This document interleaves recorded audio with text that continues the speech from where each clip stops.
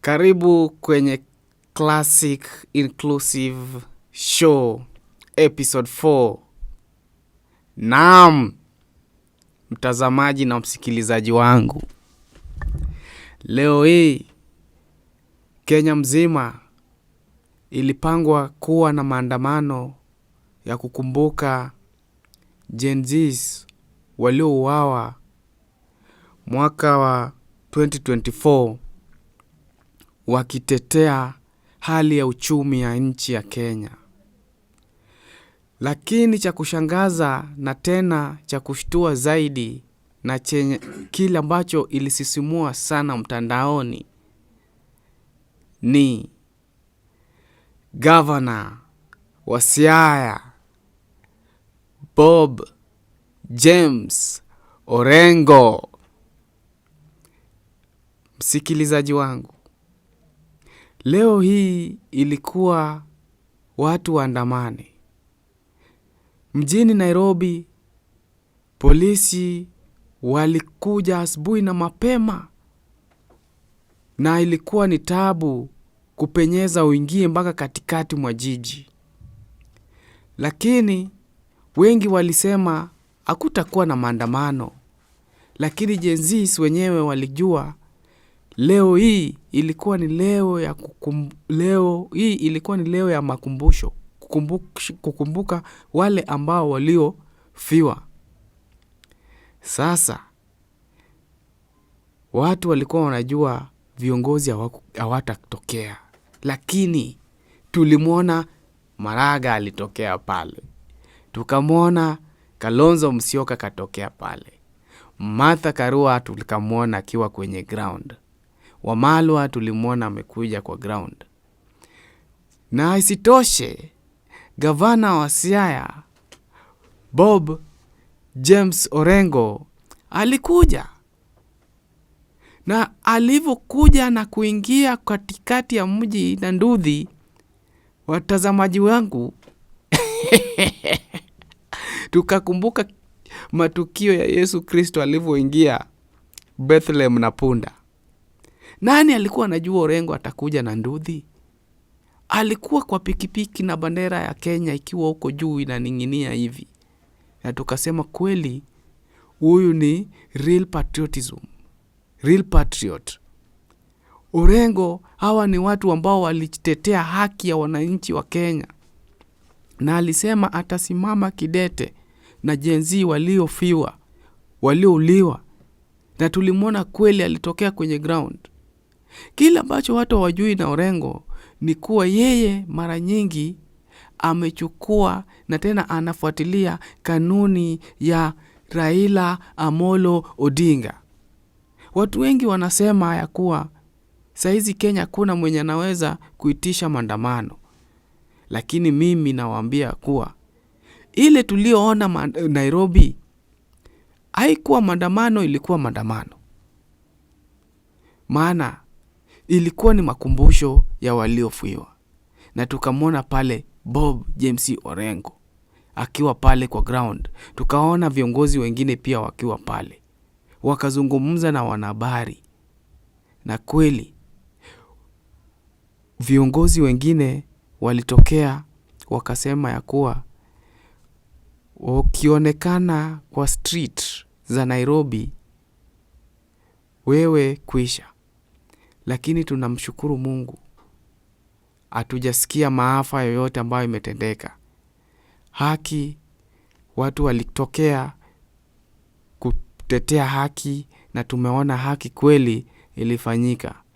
Na mimi nataka tu kusii serikali ya Kenya na viongozi wetu wengine, maandamano, kazi ya polisi inakuaga ni kusaidia kwa ulinzi ya waandamanaji. Polisi wanafaa wakuwe pale kusaidia, sio kupiga, sio kufukuza, sio kufurusha waandamanaji. Na leo nasema heko, na wacha nipe makofi yake governor na tena party leader wa chama cha ODM.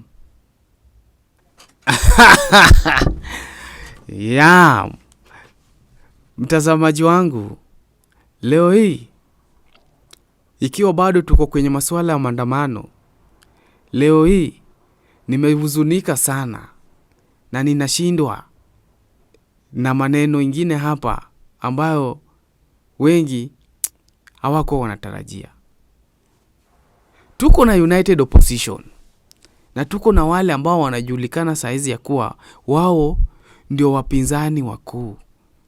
Mmoja wao akiwa ni senior Rigathi wa Gachagua. Rigathi Gachagua, wewe naweza sema wewe ni rafiki ya Ruto na unajidanganya. Rigathi Gachagua hamjawahi achana na Ruto. Wewe na Ruto ni kitu kimoja kabisa. Kuna vitu unasemaga lakini Wakenya bado hawajazitilia manani. Lakini mimi kama mchambuzi ndani ya Classic Inclusive, leo nitaiweka paruanja ya kuwa kuna maneno 3 ulishazitamka na zikakuja zikatimia. Moja, iko siku ulisema Mr. Rigathi Gachagua, kama Raila Amolo Odinga yuko mzima, atokee tuone tu akizungumza. Na hiyo ilipata ukishafurushwa kutoka kwa serikali ya Rais William Samoei Ruto. Ukasema wewe unashuku serikali ilimaliza huyo mzee. Jambo la pili, ukasema hii serikali itapandisha fuel kwa 40%. Ilikuja ikatimia. Opiyo Wandayi alikuja akatangaza bei ya mafuta imepanda na 40%. Ndio ile juzi wakaiteremsha na 10 bob. Jambo lingine ulisema jana tu kabla ya maandamano, ukasema kuna pesa ilitolewa ya kuja kuangamiza vijana ambao wataenda kwa maandamano. Wewe watu wameshajua ya kuwa chenye umesema inatimia. Wewe ndio uliingiza baridi kwa moyo ya vijana wengi, ndio wasitoke nje, wafanye makumbusho ya vijana wenzao. Na kama kweli wewe uko kwenye United Opposition, mbona hatukukuona na Orengo? Mbona hatukukuona na Maraga? Mbona hatukukuona na Martha Karua? Mbona hatukukuona na wale wenye walikuwa kwa barabara? Ni kweli unapenda wa Kenya ama wewe ni uko tu wa Munyoro ukasema unapenda milima? Leo nataka najiuliza swali. Ni milima ama ni Kenya? Rigathi Gachagua, wewe ulikuwa Kenya Kwanza, saizi uko DCP. Sasa hii ndani ya DCP ni mlima kwanza ama ni Kenya Kwanza? Tuambie tu. Tunakupenda. Ni juzi peke yake ndio ulitoka ukaenda Western. Lakini apart from you, uko tu hapo mlima. Uko umeteremka mlima, umepanda juu, umekuja maombi chini, uko hapa wa Munyoro, ndio hii umeenda huku. Na saa hizi Olkalau kuna kuja na uchaguzi. Na ule uliyemsimamisha Olkalau, ule ambao anaenda kurepresent DCP MP, hata koti ndio bado anachangiwa 10 bob 20 ndio anunue koti. Huyo ni mtu Rigathi Gachagua, kama unapenda watu wa Munyoro, huyo ni mtu ako fit kwa ofisi. Ana koti ndio anachangiwa anunuliwe koti. Mr. Rigiji, wewe ni rafiki ya Ruto na hautaki kusema wewe na Ruto nyinyi ni kitu kimoja. Toka tu nje. Na kama kweli wewe sio rafiki wa Ruto, kotini ilipoamua ya kuwa maneno yako imeisha, si uliamua kuendelea mbele na kusema unaenda Supreme Court? Na kama mbona unaenda Supreme Court? Hiyo ni mpango mlishaweka na Ruto ya kuwa ukifika pale Supreme Court ifanyike venye ilifanyika wakati wa baba. Hiyo Supreme Court ilipoangusha uchaguzi ya Uhuru Kenyatta watu warudi election, hivyo ndo Supreme Court itasema ya kuwa walikutoa kwa njia mbaya, na wewe utarudi kwa serikali, alafu ndugu yako Masauti ama Deputy President Kithure Kindiki atakuja tena aende tu kwa cheo yake ya security, na Mr. Murkomen yeye, kwa sababu yeye na Ruto hawezi kuseparate hao, yeye atajua mahali pa kuwekwa. Hii ni mipango ambayo iko, ni kichwa ya Wakenya ndio inachezwa nayo, inapigwa huku na huku. Ndio maana nasema leo Wakenya tuko na macho na tuko na sikio. Wewe unasema tusikize ground, lakini tuko saizi tunasikiza ground. Kama wewe wa Munyoro kweli unapenda Kenya, toka nje. Tunataka tukuone ukiwa Mombasa, tunataka kuone ukiwa Nairobi, tunataka tukuone ukiwa Kisii, tunataka tukuone umeanza kutembea. Zungumza na wananchi na tangaza amani. Jinsi ulivyokuwa watu ukisema watu wasiende kwa ground, toka sikiza ground na zungumza na wananchi wa Kenya. Tunataka tukue na Kenya moja. Hatutaki ukabila Kenya. Tunataka tukue na Kenya moja, taifa moja yenye upendo, yenye amani na ushirikiano. Aya, jambo langu la mwisho na la tatu kabisa ndani ya Classic Inclusive Show. Kabla nimalize, gonga like, share, subscribe, na ukipata muda wako mzuri, comment hapo chini. Sasa nataka nizungumzie ODM na watu wetu kama Samuel Makoure na Gavana Gladys Wanga. ODM ni chama kubwa, na siku hizi Orange ni kama tulitupa mbali. Iko orange matunda na iko orange rangi, na hizo sitaki kuzungumzia.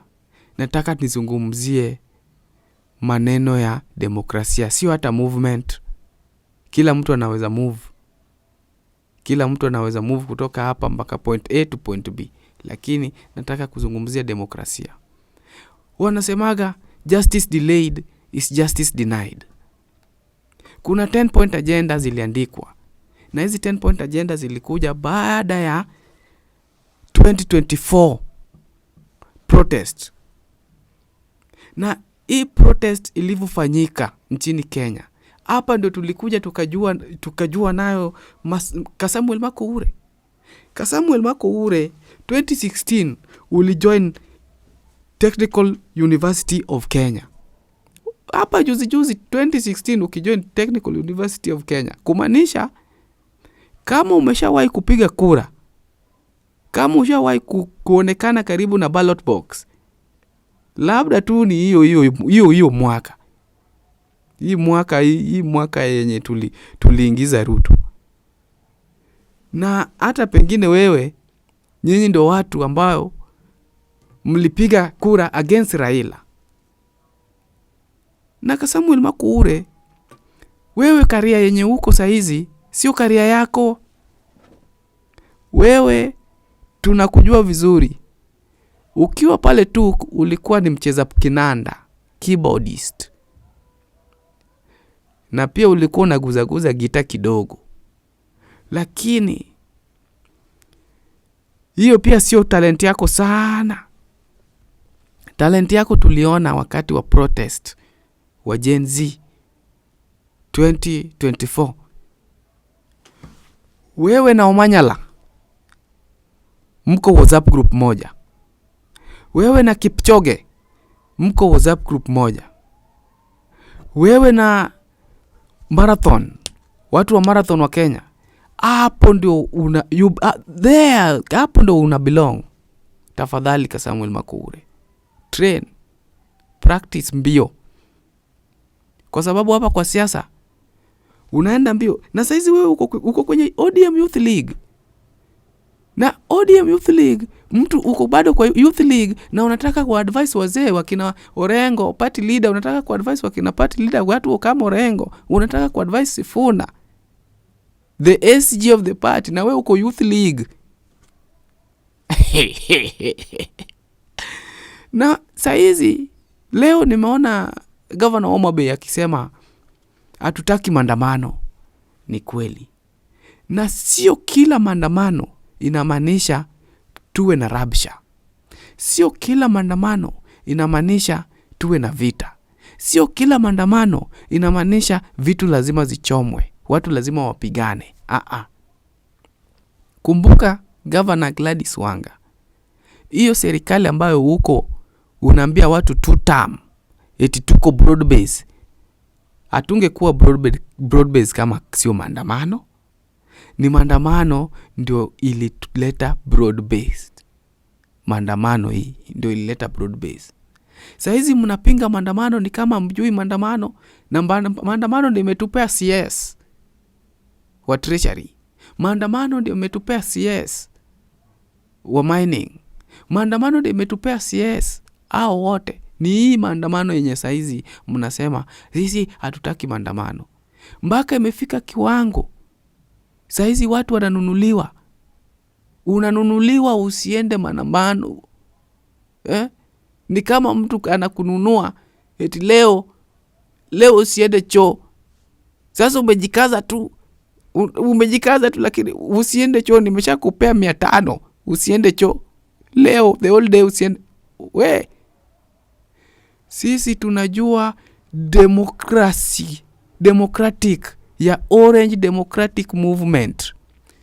Hiyo democracy inapatikana kutoka kwa watu. The people shall, the people will. It's the people will. Na mkianza kuweka mkono yenyu kwa mdomo za watu, iko siku hizo midomo zitakasirika na zitawauma nyinyi wenyewe. Tazamaji wangu, keep it hapa kwenye Classic Inclusive Show, na mingi zitakuja. Gonga like, share na usisahau kucomment.